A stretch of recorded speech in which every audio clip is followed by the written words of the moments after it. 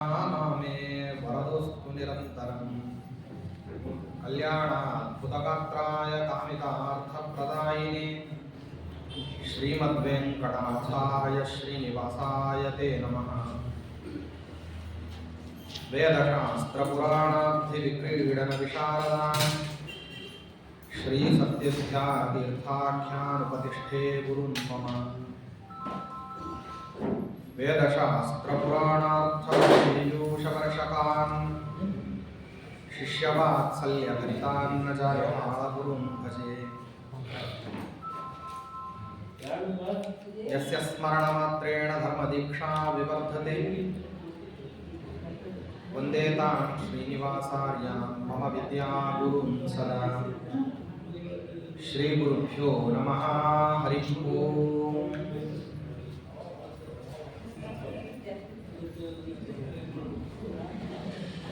श्रीषट्प्रीत्यै प्रजातः सुमहितमहिमा श्रीहनुमान्निदेश रामस्योल्लङ्घिताब्धिः सहरिरथगतः सेतुना पिष्टदुष्टः भूभृन्नी रावणारिं पुरतमरुजयं पूजयित्वा ससीतं पश्यन् किं पूरुषेतं सततापि महान् प्राणमुख्योऽवतान्मान्। ಆಚಾರ್ಯರ ಮಹಿಮಾವನ್ನ ನಿತ್ಯದಲ್ಲಿ ಆಚಾರ್ಯರು ಉಪನ್ಯಾಸ ಮಾಡತಕ್ಕಂತಹ ಕ್ರಮ. ಅದರಲ್ಲಿ ಒಬ್ಬ ಶಿಷ್ಯ ಎದ್ದು ನಿಂತು ಆಚಾರ್ಯರ ಅನೇಕ ಮಹಿಮಾಗಳನ್ನು ಹೇಳ್ತಾರೆ. ಆ ಕಾಲದಲ್ಲಿ ಹೇಗಿತ್ತಂತಂದ್ರೆ ಆಚಾರ್ಯರ ಪಾಠ ಪ್ರವಚನವನ್ನು ಕೇಳಲಿಕ್ಕೆ ಬರತಕ್ಕಂಥವ್ರು ಅತ್ಯಂತ ಅಜ್ಞ ಜನರು ಅಂತನ್ನೋದು ತುಂಬಾ ಕಡಿಮೆ. ಸುಜ್ಞರು ಪ್ರಾಜ್ಞ ಜನನೇ ಉಪನ್ಯಾಸ ಕೇಳಲಿಕ್ಕೆ ಪಾಠ ಕೇಳಲಿಕ್ಕೆ ಬರುವಂಥವ್ರು. ಅವರು ಬೇರೆ ಬೇರೆ ಸಿದ್ಧಾಂತಗಳನ್ನ ಆಯ್ದುಕೊಂಡು ಆಯಾ ಸಿದ್ಧಾಂತಗಳಲ್ಲಿ ಸಾಕಷ್ಟು ವಿವೇಚನೆಯನ್ನ ಮಾಡಿ ಪ್ರಶ್ನೆಗಳಿಗೆ ಉತ್ತರ ಸಿಗದೇ ಇದ್ದಾಗ ಕೊನೆಯದಾಗಿ ಆಚಾರ್ಯರ ಹತ್ತಿರದಲ್ಲಿ ಬಂದು ವಾದಕಥಾವನ್ನು ಕೇಳಿದ. ಅಭಿಮಾನದಿಂದ ಬಂದು ಕೇಳೋದಲ್ಲ, ಪ್ರಾಶ್ನಿಕರಾಗಿ ಏನೇ ಅತ್ಯಂತ ಜಿಜ್ಞಾಸೆಯಿಂದಲೇ ಬಂದು ಕೂತ್ಕೊಳ್ತಿದ್ರು ಆಚಾರ್ಯ. ಹಾಗೆ ಕೇಳಲಿಕ್ಕೆ ಬಂದವರು ಅನೇಕ ಜನ ತಮ್ಮ ತಮ್ಮ ಸಿದ್ಧಾಂತವನ್ನು ಹೇಳೋಲಿಕ್ಕೆ ಸಮರ್ಥರಾದಂಥವ್ರು ಇರ್ತಿದ್ರು. ತಮ್ಮ ತಮ್ಮ ಮತಗಳಲ್ಲಿ ಬಹಳ ಸಮರ್ಥರು, ಸಾಕಷ್ಟು ಜನರಿಗೆ ಪಾಠ ಪ್ರವಚನ ಮಾಡತಕ್ಕಂಥವರು ಕೂಡ ಆಚಾರ್ಯರ ಹತ್ರ ಬರ್ತಿದ್ರು. ಸಮೃದ್ಧವಾಗಿ ಆಗ ನೆಲೆಗೊಂಡು ಬೇರು ಬಿಟ್ಟಿರತಕ್ಕಂಥ ಮತ ಅಂದ್ರೆ ಅದ್ವೈತ ಮತ. ಅದರಲ್ಲಿ ಇಂದ್ರಪುರಿ ಅಂತ ಒಬ್ಬ ಸನ್ಯಾಸಿ, ಅವನು ಅನೇಕ ಕ್ರಮದಲ್ಲಿ ಆಚಾರ್ಯರ ಹತ್ರ ವಾಕ್ಯಾರ್ಥವನ್ನು ಮಾಡ್ತಾನೆ, ಸೋಲ್ತಾನೆ. ಸೋತ ಮೇಲೆ ಸಮಸ್ಯೆ ಬರುತ್ತದೆ ಆಚಾರ್ಯರ ಸಿದ್ಧಾಂತವನ್ನು ಒಪ್ಕೊಳ್ಳಿಕ್ಕೆ. ವಾದದಲ್ಲಿ 3 ಕ್ರಮ ಇದೆ. ತತ್ವಬುಭುತ್ಸು ಕಥಾವನ್ನ ವಾದ ಅಂತ ಕರೀತಾರೆ. ಪರಸ್ಪರರಲ್ಲಿ ಮಧ್ಯದಲ್ಲಿ ಇಟ್ಟುಕೊಂಡು ಮಾಡತಕ್ಕಂಥದ್ದು ಮತ್ತೆ ಜಲ್ಪ ಅಂತ ಹೇಳಿ. ಸ್ವಸಿದ್ಧಾಂತವನ್ನು ಗೆಲ್ಲೋದಕ್ಕೋಸ್ಕರವಾಗಿ ಪರಸಿದ್ಧಾಂತಗಳ ಜ್ಞಾನ ಇಲ್ಲದೇನೆ ಮತ್ತೆ ಸ್ವಸಿದ್ಧಾಂತವನ್ನು ಕೂಡ ಅಲ್ಲಗಳೆಯತಕ್ಕಂಥದ್ದು ಅನೇಕ ಕಡೆಗೆ ಬಂದರೆ ಅದನ್ನು ಸ್ವೀಕಾರ ಮಾಡತಕ್ಕಂಥದ್ದು, ಅದನ್ನು ವಿತಂಡ. ಅದರಲ್ಲಿ ವಿತಂಡದಿಂದಾಗಿ ಗೆಲ್ಲಬೇಕು ಅಂತ ಒಂದು ಪ್ರಶ್ನೆ ಏನು? ಮೋಕ್ಷಕ್ಕೆ ನಿಮ್ಮ ಪ್ರಕಾರ ಸಾಧನೆ ಯಾವುದು? ಜ್ಞಾನ. ಜ್ಞಾನ ಹೇಗಿದೆ ಅಂತ ಕೇಳ, ಏನು ಉತ್ತರ ಕೊಡ್ತೀವಿ? ಮೋಕ್ಷಕ್ಕೆ ಸಾಧನೆ ಯಾವುದು? ಜ್ಞಾನ. ಜ್ಞಾನ ಹೇಗಿದೆ ಹೇಳಿ. ಜ್ಞಾನ ಏನು? ಉತ್ತರ ಕೊಡೋರು ಜ್ಞಾನ ಅಂದ್ರೆ ಎಂಥದ್ದು ಅಂತ ಜಿಜ್ಞಾಸುವಾದವನಿಗಾದ್ರೆ ಜ್ಞಾನ ಅಂದ್ರೆ ಏನು, ಅರ್ಥ ಪ್ರಕಾಶ ರೂಪವಾದಂಥದ್ದು, ನಾನಾ ರೀತಿಯಲ್ಲಿ ಪರಿಷ್ಕೃತವಾದಂತಹ ಪದ್ಧತಿಯಿಂದ ಉತ್ತರ ಹೇಳೋದು. ತಿಳುವಳಿಕೆ ಹೇಳೋದು ಹೇಗೆ? ತಿಳ್ಕೋಬೇಕು ಅಂತ ಸ್ವಪಕ್ಷವನ್ನ ಸಾಧನೆ ಮಾಡಬೇಕು ಅಂತನ್ನೋ ಕಾರಣದಿಂದಾಗಿ ಪರಪಕ್ಷದಲ್ಲಿ ಇಲ್ಲದ ಆಕ್ಷೇಪವನ್ನು ಮಾಡ್ಲಿಕ್ಕೆ ಹೊರಟವನಿಗೆ ಸರಿಯಾದ ರೀತಿಯಿಂದ ಉತ್ತರ ಇಲ್ಲ. ಅದಕ್ಕಾಗಿ ಆಚಾರ್ಯ ಕೇಳಿದ್ರು ಜ್ಞಾನ ಅಂದ್ರೆ ಎಂಥದ್ದು ಅಂತ ಕೇಳಲಿಲ್ಲ, ಇದನ್ನು ತಿಳಿದು ಕೇಳ್ತೀವ, ತಿಳಿದೇನೆ ಕೇಳ್ತೀವ.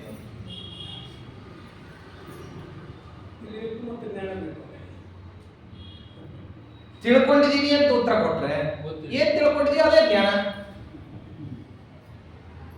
ತಿಳಿದೇ ಇಲ್ಲ, ಏನ್ ತಿಳಿದಿಲ್ಲ ಹಾಗಾದ್ರೆ? ಜ್ಞಾನವನ್ನ ತಿಳಿದಿಲ್ಲ. ಜ್ಞಾನವನ್ನ ತಿಳಿದಿಲ್ಲ ಅನ್ನೋದು ಜ್ಞಾನವೇ, ಅದೇನ್ ಮತ್ತೆ?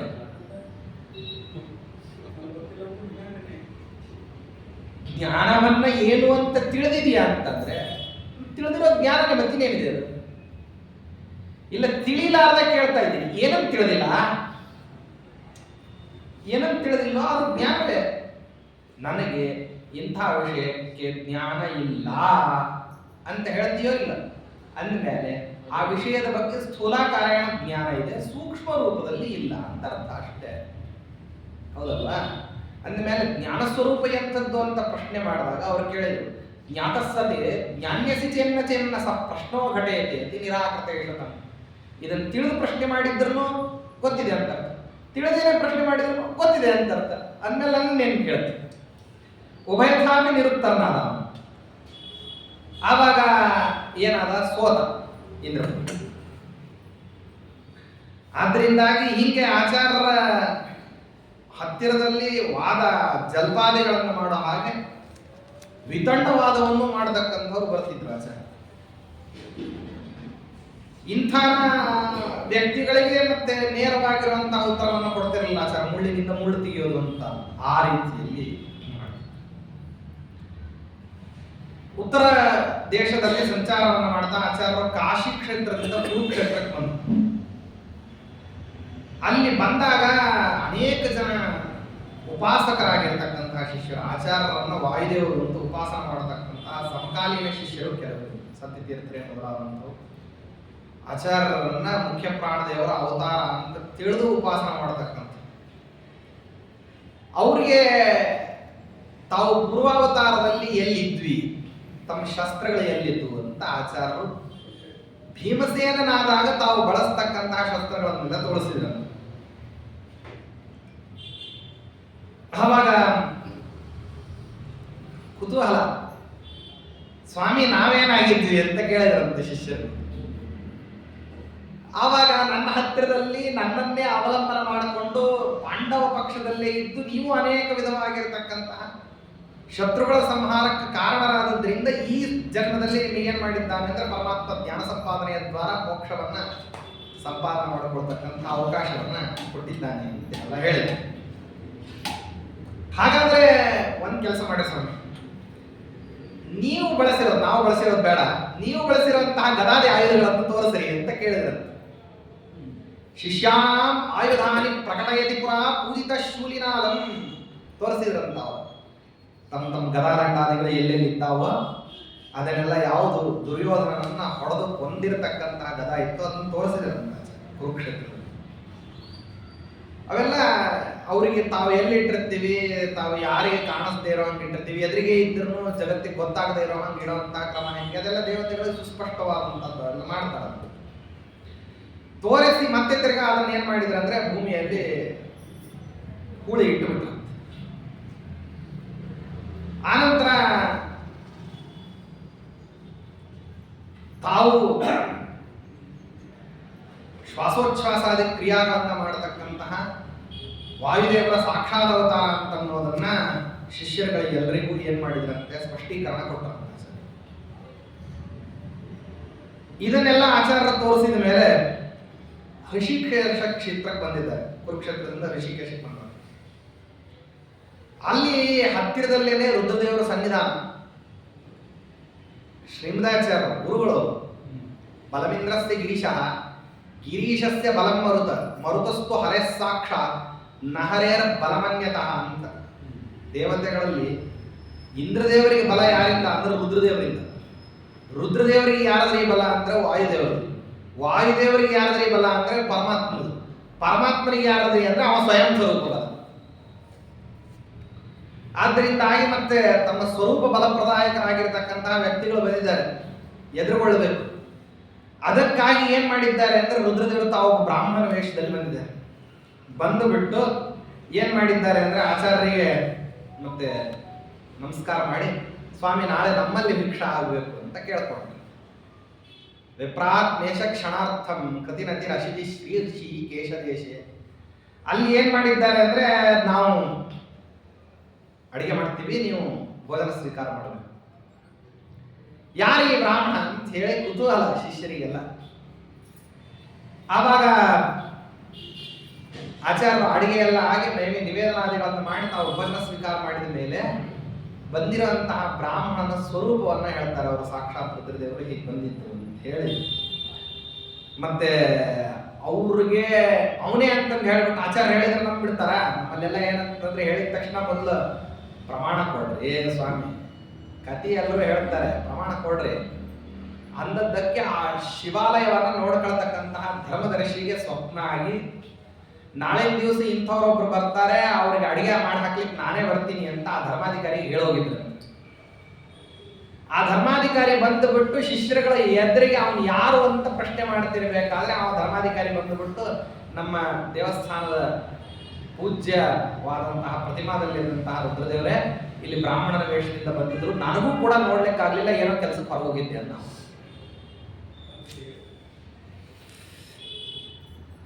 ಅದಕ್ಕಾಗಿ ಅವನು ಬಂದು ಹೇಳ್ತಾನೆ. ಆಮೇಲೆ ಆಚಾರ್ಯರಿಗೆ ಹೇಳ್ತಾರೆ, ಸ್ವಪ್ನ ವೃತ್ತಾಂತವನ್ನು ತಿಳಿಸಿಬಿಟ್ಟು ಇಲ್ಲಿ ಮಾಡಿರ್ತಕ್ಕಂಥ ಅಡಿಗೆ ಎಲ್ಲ ಎಲ್ಲಿದೆ ಅಂತಂದ್ರೆ, ಅವನು ಬಂದುಬಿಟ್ಟು ಸ್ವಪ್ನದಲ್ಲಿ ತಾನು ಎಲ್ಲಿ ಅಡಿಗೆ ಮಾಡಿಟ್ಟಿದ್ದಾರೆ ಅಂತ ಅನ್ನೋದನ್ನು ತೋರಿಸ್ತಾನ. ತೋರಿಸಿ ಇಲ್ಲಿ ಅಡಿಗೆ ಆಗಿದೆ, ಇಲ್ಲಿ ನೋಡ್ರಿ ಅಂತ ಹೇಳಿಬಿಟ್ಟು ದೇವತಾ ಭೋಜ್ಯವಾಗಿರತಕ್ಕಂತಹ ಪದಾರ್ಥಗಳನ್ನ ಆಚಾರ್ಯರಿಗೆ ಉಣಬಡಿಸ್ಲಿಕ್ಕೋಸ್ಕರವಾಗಿ ಎಲ್ಲ ಸಿದ್ಧ ಮಾಡಿದ್ದನ್ನು ಹೇಳ್ತಾರೆ. ಅದು ವಿಲಕ್ಷಣವಾದಂತಹ ರೀತಿ. ಆಗಿನ ಕಾಲದಲ್ಲೆಲ್ಲ ಏನಂದ್ರೆ, ಬೇರೆ ಬೇರೆಯವರು ಬಹಳ ಶುದ್ಧವಾದಂತಹ ವೃತ್ತಿಯಲ್ಲೇನೆ ಮತ್ತೆ ಯಥೋಚಿತವಾದಂತಹ ಮಡಿಮೈಲಿಗೆ ಆಚಾರಾದಿಗಳನ್ನೆಲ್ಲವನ್ನು ಪರಿಪಾಲನೆ ಮಾಡಿ ಅನ್ನಾದಿಗಳನ್ನ ನಿರ್ಮಾಣ ಮಾಡ್ತಿದ್ರು. ಹೀಗಾಗಿ ಸನ್ಯಾಸಿಗಳು ತಾವು ಪ್ರತ್ಯೇಕವಾದಂತಹ ಅಡಿಗೆಯವರು ಅಂತನ್ನುವಂತಹ ವ್ಯಕ್ತಿಗಳನ್ನ ಇಟ್ಕೊಂಡಿರ್ತೀರಿ. ಶಿಷ್ಯರುಗಳೆಲ್ಲ ಬಂದುಬಿಟ್ಟು ದೇವರ ಪೂಜೆಗೆ ಸಿದ್ಧ ಮಾಡಿಕೊಡ್ತಿದ್ರೆ ಹೊರತು ಅವರಲ್ಲಿ ಯಾರೋ ಒಬ್ರು ಅಡಿಗೆಯವರು ಅಂತ ಬರ್ತಿರಲಿಲ್ಲ. ತಮ್ಮ ಪಂಗಡದಲ್ಲಿ ಅಲ್ಲಲ್ಲಿ ಯಾರ್ಯಾರು ಬರ್ತಿದ್ರೋ ಆಯಾ ಕ್ಷೇತ್ರ, ಆಯಾ ದೇಶ ಕಾಲಗಳಲ್ಲಿ ಉಚಿತವಾದಂತಹ ಮಡಿಮೈಲಿಗೆಗಳನ್ನ ಪರಿಪಾಲನೆ ಮಾಡುವಂತಹ ಸುಜನರ ವರ್ಗವೇ ಇರ್ತಿತ್ತಂತೆ. ಆಚಾರ್ಯ ಅವರ ಹತ್ರನೇ ಸ್ವೀಕಾರ ಮಾಡ್ತಾ ಇದ್ರು. ಹೀಗೆ ಇಂಥದ್ದನ್ನೇ ಹೇಳಿದ್ದಾರೆ. ಆವಾಗ ಭಿಕ್ಷಾಟನೆಯನ್ನ ಮಾಡತಕ್ಕಂತಹ ಆಚಾರ್ಯ ಹೀಗೆ ಎಲ್ಲರ ಹತ್ರನೂ ತಗೊಳ್ತಿದ್ರಂತೆ. ಯಾಕೆ ಈ ರೀತಿಯಲ್ಲಿ ತಗೊಳ್ಳೋದು ಅಂದ್ರೆ, ಭಿಕ್ಷಾನ್ನದಿಂದಲೇ ಯತಿ ಭೋಜನ ಆಗಬೇಕು ಅಂತಿರೋದು. ಸ್ವಸಿದ್ಧಾನ್ನ ಅಂತ ಅನ್ನೋದು ಯತಿಗೆ ನಿಷಿದ್ಧ. ತಾನೇ ಸಿದ್ಧ ಮಾಡತಕ್ಕಂಥ, ತಾನು ಸ್ವಯಂ ಅಜ್ಞಾದಿಗಳಲ್ಲಿ ಕರ್ಮವನ್ನು ಮಾಡೋ ಹಾಗೇನೇ ಇಲ್ಲ, ತಾನು ಅನ್ನವನ್ನು ಸಿದ್ಧಪಡಿಸುವ ಹಾಗೂ ಇಲ್ಲ, ಪರರೇ ಅನ್ನವನ್ನ ಸಿದ್ಧಪಡಿಸಿರ್ಬೇಕು, ಅದನ್ನ ಸ್ವೀಕಾರ ಮಾಡಬೇಕು. ಅದಕ್ಕಾಗಿ ಯಾರು ಅನ್ನವನ್ನ ಸಿದ್ಧಪಡಿಸಿರ್ತಿದ್ರೋ ಅವರೇ ಆಪೋಷಣಕ್ಕೆ ಬಂದು ತೀರ್ಥ ಹಾಕೋರು. ಅದಕ್ಕೇನೆ ಯತಿ ಹಸ್ತೆ ಜಲಂ ದದ್ಯ ಭೈಕ್ಷ್ಯಂ ದದ್ಯ ಪುನರ್ಜಲಂ ತದನ್ನಂ ಮೇರುಣಾ ತುಲ್ಯಂ ತಜ್ಜಲಂ ಸಾಗರೋಪಮಂ ಅಂತ ಹೇಳಿ ಹೇಳಿರ್ತಕ್ಕಂಥ. ಯತಿ ಹಸ್ತೆ ಜಲಂ ದದ್ಯ, ಯಾರು ನೀರು ಹಾಕೋರು, ಆಪೋಷಣಕ್ಕೆ ತೀರ್ಥ ಹಾಕೋರು ಯಾರು ಅಂದ್ರೆ ಅವ್ರವ್ರ ಶಿಷ್ಯರುಗಳಲ್ಲ, ಯತಿಗಳು ತಾವು ಹಾಕೊಳ್ಳೋಂಗಿಲ್ಲ. ಮತ್ತೆ ಇನ್ ಯಾರೇ ಹಾಕೋದು ಅಂದ್ರೆ ಯಜಮಾನ, ಅವನು ಅಡಿಗೆಯನ್ನ ಮಾಡ್ಬೇಕಂತ. ಅವನು ಅಡಿಗೆಯನ್ನ ಮಾಡಿ ಅವನೇನ್ ಮಾಡ್ಬೇಕು ಅಂದ್ರೆ ಊಟ ಕೂಡಿಸ್ಬೇಕಾದ್ರೆ ಯತಿಹಸ್ತದಲ್ಲಿ ಜಲವನ್ನ ಹಾಕಿ ಆಪೋಷ. ಆನಂತರದಲ್ಲಿ ಭಿಕ್ಷಾಕ ಅನ್ನವನ್ನ ಕೊಡಬೇಕು. ನೀರನ್ನು ಅವನೇ ಹಾಕಬೇಕು, ಅನ್ನವನ್ನು ಅವನೇ ಕೊಡಬೇಕು, ಪುನಃ ಜಲವನ್ನ ಕೊಡಬೇಕು. ಆ ಅನ್ನ ಯಾವುದಕ್ಕೆ ಅಂದ್ರೆ ಮೇರು ಪರ್ವತ ಎಷ್ಟು ಉನ್ನತವಾದಂತಹದ್ದೋ ಅಷ್ಟು ಉನ್ನತವಾದಂತಹ ಅನ್ನದಾನ ಮಾಡಿದ್ರೆ ಏನು ಪುಣ್ಯ ಬರಬೇಕು, ಯತಿಗೆ ಅನ್ನದಾನವನ್ನು ಮಾಡಿದ ಆ ರೀತಿಯಾದಂತಹ ಪುಣ್ಯ ಬರ್ತದೆ. ಅದಕ್ಕೆ ಯತಿ ಭಿಕ್ಷಾಕ ಅಷ್ಟೊಂದು ಏನಾಗಿತ್ತು ಅಂತಂದ್ರೆ ಮಹತ್ವ ಅಂತ ಅನ್ನೋದು ಬಂದಿತ್ತು. ಈ ಉದ್ದೇಶದಿಂದಾಗಿ ಯತಿಗಳನ್ನ ಕರೆಸೋದು, ಭಿಕ್ಷಾ ಮಾಡಿಸೋದು ಅಂತ ಅನ್ನೋದು ಆರಂಭ ಆದದ್ದು. ಅದು ಕಾಲಕ್ರಮೇಣ ಏನಾಯಿತು ಅಂತಂದ್ರೆ ಯತಿಗಳು ಬರೋದು ಅಂತ ಅನ್ನೋದು ಹೋಗ್ಬಿಟ್ಟು ಯತಿಗಳು ಇದ್ದಲ್ಲಿ ಹೋಗಿ ಮಾಡಿಸೋದು ಅಂತ ಇರ್ತಿತ್ತು. ಯತಿಗಳು ಎಲ್ಲಿರ್ತಾರೋ ಅಲ್ಲೇ ಹೋಗಿ ಅನ್ನವನ್ನ ಸಿದ್ಧ ಮಾಡಿಸ್ಕೊಂಡು ಪಾಕ ಪದಾರ್ಥದ ಜೊತೆಗೆ ಹೋಗ್ಬಿಟ್ಟು ಅಲ್ಲೇ ಅನ್ನವನ್ನು ನೀರನ್ನು ಎರಡನ್ನೂ ಕೂಡ ಕೊಡ್ತಕ್ಕಂತಹ ಸಂಪ್ರದಾಯ ಇರ್ತಿತ್ತು. ಅದು ಹೋಯ್ತು. ಕಾಲಕ್ರಮೇಣ ಅವ್ರು ಯಾವಾಗ ಬಂದಿರ್ತಾರೋ ಅವರ ಕಡೆಯವರೇ ಮಾಡ್ಕೊಳ್ತಿರ್ಬೇಕಾದ್ರೆ ತಮಗೆ ಸಾಧ್ಯವಾಗಿರತಕ್ಕಂತಹ ಆಹಾರ ಪದಾರ್ಥಗಳನ್ನು ಕೊಟ್ಟು ಬಿಟ್ಟು ಮಾಡೋದು ಅಂತಿತ್ತು. ಅದು ಹೋಯಿತು. ಕ್ರಮೇಣ ಏನಾಗಿದೆ, ಈಗ ಎಲ್ಲದಕ್ಕೂ ಕೂಡ ದ್ರವ್ಯವೊಂದೇ ಪ್ರತ್ಯಾಮ್ನಾಯ ಅಂತ ಅನ್ನೋ ಕ್ರಮದಲ್ಲಿ ನಡೀತಾ ಇದೆ. ಯಾಕೆ ಅಂತಂದ್ರೆ ಇಷ್ಟಕ್ಕೆ ಯಾಕೆ ಮಹತ್ವ ಬಂದದ್ದು ಅಂದ್ರೆ, ಯತ್ರಿ ಯತ್ರ ಗ್ರಹೇ ಹುಂತೆ ತತ್ರ ಹುಂತೆ ಹರಿಸ್ವಯಂ, ಹರಿರ್ ಯತ್ರ ಗ್ರಹೇ ಹುಂತೆ ತತ್ರ ಹುಂತೆ ಜಗತ್ರಯಂ ಅಂತ ಹೇಳಿ ಪರಮಾತ್ಮನೇ ಸಾಕ್ಷಾತ್ತಾಗಿ ಭೋಜನ ಮಾಡಿದ್ರೆ ಏನು ಪುಣ್ಯ ಬರಬೇಕು, ಯತಿ ಭೋಜನ ಆದ್ರೆ ಅಷ್ಟು ಪುಣ್ಯ ಬರ್ತದೆ. ವಟುವಿಗೆ ಅನ್ನದಾನವನ್ನು ಮಾಡಿದಾಗ ಏನಾಗ್ತದೆ, ಒಂದಕ್ಕೊಂದು ಪುಣ್ಯ. ಗೃಹಸ್ಥನಿಗಾದ್ರೆ ಅದು 2 ಪಟ್ಟ, ವಾನಪ್ರಸ್ಥನಿಗಾದ್ರೆ 3 ಪಟ್ಟ. ಯತಿಗೆ ದಾನವನ್ನು ಮಾಡಿದರೆ ಅನಂತ ಪಟ್ಟ. ವಟೌತು ಸಮದತ್ತಂ ಸ್ಯಾತ್, ಗೃಹಸ್ಥೇ ದ್ವಿಗುಣಂ ಭವೇತ್, ವಾನಪ್ರಸ್ಥೇ ಶತಗುಣಂ, ಯತೌ ದತ್ತಂ ಅನಂತ. ಯತ್ರಿ ಯತ್ರ ಗ್ರಹೇ ಹುಂತೆ ತತ್ರ ಹುಂತೆ ಹರಿಸ್ವಯಂ, ಹರಿರಿ ಯತ್ರ ಗ್ರಹೇ ಹುಂತೆ ತತ್ರ ಹುಂತೆ ಜಗತ್ರಯಂ ಹೇಳ್ತಾರೆ. ಆದ್ದರಿಂದಾಗಿ ಯತಿ ಭೋಜನ ಅಂತ ಅನ್ನೋದು ಅತ್ಯಂತ ಅಷ್ಟು ಉತ್ಕೃಷ್ಟವಾದದ್ರಿಂದ ಯತಿ ಭೋಜನಕ್ಕೆ ಪ್ರಾಶಸ್ತ್ಯ ಬಂತು. ಕಾಲಕ್ರಮೇಣ ಭೋಜನ ಮಾತ್ರ ಉಳ್ಕೊಳ್ತು, ಆದ್ರೆ ಹಿನ್ನೆಲೆಯಲ್ಲಿ ಇರತಕ್ಕಂಥ ಅನುಸಂಧಾನಗಳೆಲ್ಲ ಹೋಗ್ಬಿಟ್ಟು ಈ ಉದ್ದೇಶದಿಂದ ಯತಿ ಭೋಜನ ಬಂದದ್ದು. ಆದ್ದರಿಂದಾಗಿ ಅಲ್ಲಲ್ಲಿ ಹೀಗೆಲ್ಲ ಆಚಾರ್ಯರು ಮತ್ತೆ ತಾವು ಅನ್ನಾದಿಗಳನ್ನ ಮಾಡಿದ್ದನ್ನು ಸ್ವೀಕಾರ ಮಾಡ್ತಾ ಇದ್ದಾರೆ. ಅದು ಹೇಗೆ, ವೇದಾಧಿಕಾರಿಯಾಗಿರ್ತಕ್ಕಂಥವ್ರು ಪಾಕವನ್ನು ಮಾಡ್ತೀನಿ. ಪಾಕವನ್ನು ಸ್ವೀಕಾರ ಮಾಡೋದು ಅಂದ್ರೆ ಯಾವುದೋ ಒಬ್ಬರ ಸ್ವೀಕಾರ ಮಾಡಿಬಿಟ್ರೆ ಶೂದ್ರಾನ್ನ ಭಕ್ಷಣ ಮಾಡಿದಂಗೆ ಆಗ್ತದೆ. ಅದಕ್ಕೋಸ್ಕರವಾಗಿ ವೇದಕ್ಕೆ ಅಧಿಕಾರಿಯಾಗಿರತಕ್ಕಂಥವನು ಯಾವನಿದ್ದಾನೋ ಅಂಥವನು ವೇದಾಧಿಕಾರಿಯಾದಂತಹ ಬ್ರಾಹ್ಮಣ ತಾನು ಪಾಕ ಮಾಡಿರ್ತಕ್ಕಂತಹ ಅನ್ನಕ್ಕೆ ಮೊದಲಿಗೆ ಸ್ವೀಕಾರ ಮಾಡತಕ್ಕಂತಹ ಅಧಿಕಾರ ಯಾರಿಗೆ ಬರ್ತದೆ ಅಂದ್ರೆ ಸಿದ್ಧಾನ್ನಕ್ಕೆ ಪ್ರಥಮಾಧಿಕಾರಿ ಬ್ರಹ್ಮಚಾರಿ ಮತ್ತು ಸನ್ಯಾಸಿ. ಇವರನ್ನ ಅನ್ನ ಸಿದ್ಧ ಆದ ತಕ್ಷಣ ಇವರಿಗೆ ಅನ್ನ ಹಾಕೋದು. ಅದನ್ನ ಹೇಗೆ ಹಾಕೋದು ಅಂತಂದ್ರೆ, ಅನರ್ಪಿತಂ ನದಾತವ್ಯಂ ದೇವಾನಾಂಚ ದ್ವಿಜನ್ಮನಾಂ ಅಂತ ಒಂದು ಮಾತಿದೆ. ದೇವರ ನೈವೇದ್ಯ ವೈಶ್ವದೇವ ಆಯ್ತಂತಂದ್ರೆ ಮೊದಲು ಊಟಕ್ಕೆ ಇವ್ರಿಗೆ ಹಾಕೋದು. ಇದು ಬಹಳ ದೊಡ್ಡ ಅನುಸಂಧಾನದ ಕ್ರಮ ಆದದ್ರಿಂದಾಗಿ ಮಾಧ್ವ ಸಂಪ್ರದಾಯದಲ್ಲಿ ಇದಕ್ಕೆ ಹೆಚ್ಚು ಪ್ರಾಶಸ್ತ್ಯ ಇದೆ. ಅದಕ್ಕೇನೆ ಪ್ರತಿಯೊಂದು ಸಂದರ್ಭದಲ್ಲೂ ಏನ್ ಮಾಡ್ತೀವಿ ಅಂತಂದ್ರೆ, ವಿವಾಹ ಇರ್ಬೋದು, ಉಪನಯನ ಇರ್ಬೋದು, ನಾಮಕರಣ, ಸಂಸ್ಕಾರ, ಅನ್ನಪ್ರಾಶನದಿಂದ ಹಿಡ್ಕೊಂಡು ಪಿಂಡಪ್ರಾಶನ ತನಕ ಎಲ್ಲಾ ಕಡೆನೂ ಬ್ರಾಹ್ಮಣ ಭೋಜನ ಹೇಳಿದ್ದು ಯಾಕೆ ಅಂದ್ರೆ ಈ ಕಾರಣ. ಮತ್ತೆ ಕೃತವಾದಂತಹ ಕರ್ಮಗಳಲ್ಲಿ ಏನ್ ಲೋಪದೋಷಗಳಿರ್ತಾವ ಆ ಲೋಪದೋಷಗಳೆಲ್ಲವೂ ಪರಿಹಾರ ಆಗ್ತವೆ ಅನ್ನೋ ಕಾರಣಕ್ಕೋಸ್ಕರವಾಗಿ ಪೂರ್ವದಿಂದಲೂ ಪ್ರಾಪ್ತವಾದಂತಹ ಈ ಪರಂಪರಾವನ್ನ ಆಚಾರ್ಯ ಹೆಚ್ಚು ಉಜ್ಜೀವನಗೊಳಿಸಿದರು. ಎಲ್ಲ ಕಡೆ ಸಂಚಾರ ಮಾಡುತ್ತಿದ್ರು ಆಚಾರ್ಯರು. ಎಲ್ಲ ಕಡೆ ಸಂಚಾರ ಮಾಡ್ತಾ ಇರೋದ್ರಿಂದ ಅಲ್ಲಲ್ಲಿ ಏನಾಗ್ತಾ ಇತ್ತು ಅಂತಂದ್ರೆ, ಆಯಾ ಜನಗಳು ಆಯಾ ರೀತಿಯಲ್ಲಿ ಅನ್ನಾದಿಗಳನ್ನ ಕೊಡ್ತಾ ಇತ್ತು. ಅನ್ನವನ್ನ ಕೊಡೋದ್ರ ಮೂಲಕವಾಗಿ ಏನಾಗ್ತದೆ ಅಂತಂದ್ರೆ ಸಂಸ್ಕಾರ ಉಳಿತು. ಮನೆಗೆ ಊಟಕ್ಕೆ ಕರೆದು ಯಾಕೆ ಹಾಕಬೇಕು ಅಂತಂದ್ರೆ, ನಮ್ಮಲ್ಲಿ ಪುಣ್ಯ ಪಾಪಗಳು ಅಂತ ಅನ್ನೋದು ಒಂದು ಅನಿವಾರ್ಯ ಪದಾರ್ಥ. ಚೆನ್ನಾಗಿ ಅರ್ಥ ಮಾಡಿಕೊಳ್ಳ್ರಿ. ಇನ್ನ ಪುಣ್ಯ ಪಾಪಗಳು ಅಂತ ಅನ್ನೋದು ಅನಿವಾರ್ಯ ಪದಾರ್ಥ. ನಾವು ಎಷ್ಟೇ ನಮ್ಮ ಮುಂದಿನ ಪೀಳಿಗೆಗೆ ಎಷ್ಟೇ ದ್ರವ್ಯಾರ್ಜನೆಯನ್ನಾಗಲಿ ಅಥವಾ ಎಷ್ಟೇ ಆಸ್ತಿ ಅಂತಸ್ತುಗಳನ್ನು ನಿರ್ಮಾಣ ಮಾಡಿಟ್ಟರೂ ಕೂಡ ಪುಣ್ಯ ಇರಲಿಲ್ಲ ಅಂದ್ರೆ ಭೋಗಕ್ಕೆ ಬರೋದಿಲ್ಲ. ಆಯಾ ಪದಾರ್ಥಗಳ ಭೋಗ ಆಗಬೇಕು ಮುಂದಿನವರಿಗೆ ಅಂದ್ರೆ ಅದಕ್ಕೆ ಉಚಿತವಾಗಿರತಕ್ಕಂಥ ಭೋಗ ಸಾಮಗ್ರಿಗೆ ಉಚಿತವಾಗಿರತಕ್ಕಂತಹ ಪುಣ್ಯ ಅನ್ನೋದಿರಬೇಕು.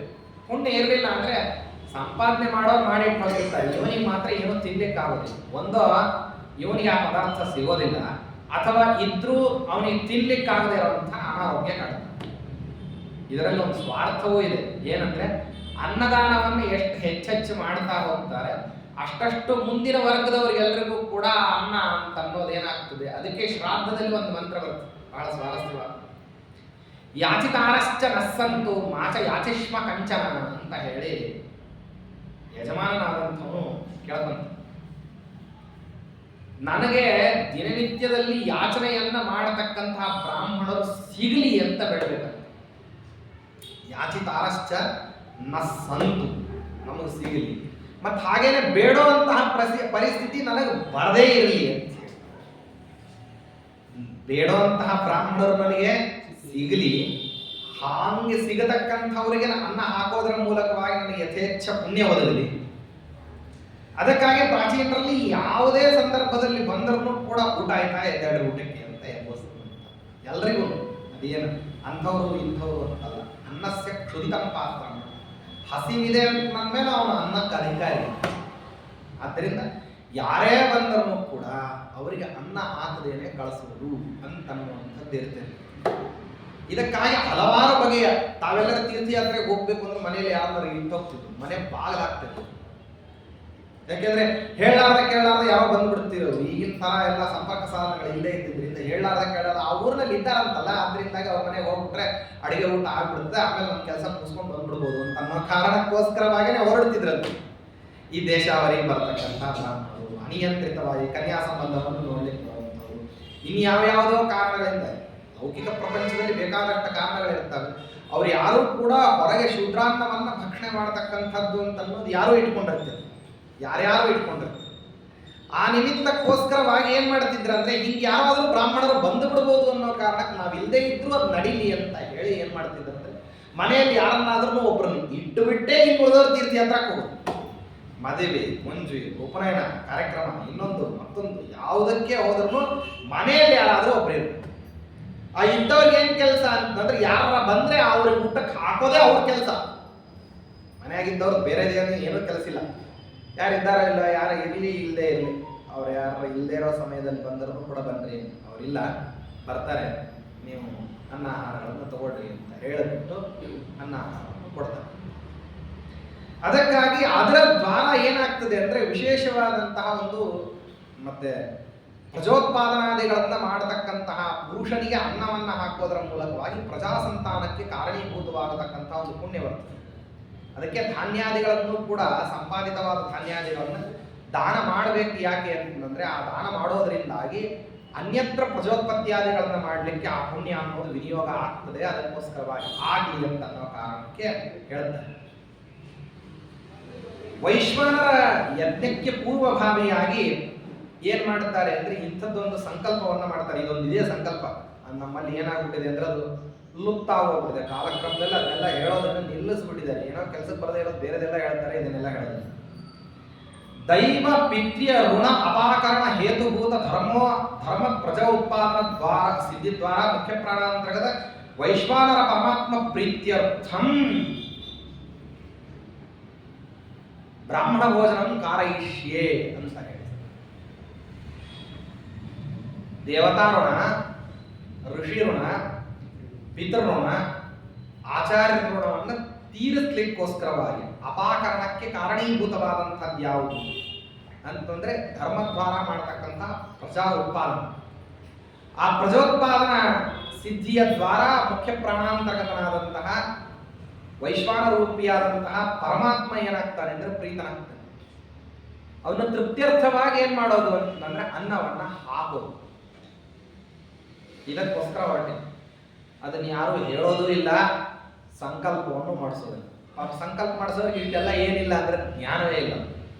ಯಾವನ್ ಪುರೋಹಿತ ಆಗಿರ್ತಾನೆ ಅವನಿಗೆ ಇಷ್ಟೆಲ್ಲ ಗೊತ್ತಿರ್ಬೇಕು, ಗೊತ್ತಿಲ್ಲ. ಯಾವನಿಗೆ ಗೊತ್ತಿದೆಯೋ ಅವ ಸಂಕಲ್ಪ ಮಾಡಿಸೋದಿಲ್ಲ. ಹೀಗೆ ಇದು ಇದ್ದದ್ದು. ಅದಕ್ಕೋಸ್ಕರವಾಗಿ ತಮ್ಮ ತಮ್ಮ ಮನೆಗಳಲ್ಲಿ ಅಡಿಗೆಯನ್ನ ಮಾಡಿಕೊಂಡು ಬಂದು ಆಚಾರ್ಯರಿಗೆ ಏನ್ ಮಾಡ್ತಿದ್ರಂತೆ, ಮತ್ತೆ ಭೋಜನಾದಿಗಳನ್ನ ಮಾಡಿಸ್ತಾರೆ. ಅದಕ್ಕೋಸ್ಕರವಾಗಿ ಆ ಅನ್ನ ಅವರವರಲ್ಲಿ ಮನೆಯಲ್ಲಿ ಮಾಡಿರ್ತಕ್ಕಂತಹ ಅನ್ನಾದಿಗಳನ್ನು ಶುಚಿಗೊಳಿಸಿ ಸ್ವೀಕಾರ ಮಾಡತಕ್ಕಂಥದ್ದು ಅಂತ ಇತ್ತು. ಹರಿಕಥಾಮೃತಸಾರಕ ವ್ಯಾಖ್ಯಾನವನ್ನು ಬರೆದಿರ್ತಕ್ಕಂತಹ ಸಂಕರ್ಷಣ ಒಡೆಯರು ತಾವು ಭೀಮಾ ತೀರದಲ್ಲಿ ಇದ್ರಂತೆ. ಆ ಭೀಮಾ ತೀರದಲ್ಲಿ ಭಿಕ್ಷಾನ್ನವನ್ನು ತಗೊಳ್ತಿದ್ರು. ಭಿಕ್ಷೆ ಬೇಡ್ಲಿಕ್ಕೆ ಹೋದಾಗ ಜೋಳಿಗೆಗೆ ಏನಾಗ್ಬೋದಂದ್ರೆ ಅನ್ನನೇ ಹಾಕ್ತಿದ್ರಂತೆ. ಆಯಾ ಮನೆಯಲ್ಲಿ ಹೆಣ್ಮಕ್ಳು ಅಡಿಗೆ ಮಾಡಿದ್ದನ್ನೇ ತಂದು ಹಾಕ್ತಿದ್ರು. ತುಂಬಾ ಹಳೇದೇನಲ್ಲ ಕಥೆ, ಬಹಳ ಹತ್ತಿರದಲ್ಲಿ 100-200 ವರ್ಷದ ಕೆಳಗಿಲ್ಲ. ಆ ಅನ್ನ ಹಾಕಿದ ಮೇಲೆ ಬೇಡಿಕೊಂಡು ಬಂದಿರತಕ್ಕಂತಹ ಅನ್ನವನ್ನು ಏನ್ ಮಾಡ್ತಿದ್ರಂತೆ ಅವರು, ಆ ಹಸಿಬಿ ಸಮೇತ ಅದನ್ನ ಭೀಮಾ ನದಿ ಒಳಗೆ ಅದ್ದಿ ಬಿಟ್ಟು ಅದನ್ನ ದಂಡೆ ಮೇಲೆ ಇಟ್ಟು ಬಿಟ್ಟು ಅನುಷ್ಠಾನಕ್ಕೆ ಕೂತ್ಕೋತಿದ್ರು. ಆ ಹಸಿಬಿಯನ್ನು ಬಿಚ್ಚಿ ನೋಡಿದ್ರೆ ಬಿಸಿ ಬಿಸಿ ಬಿಸಿ ಬಿಸಿ ಅನ್ನ.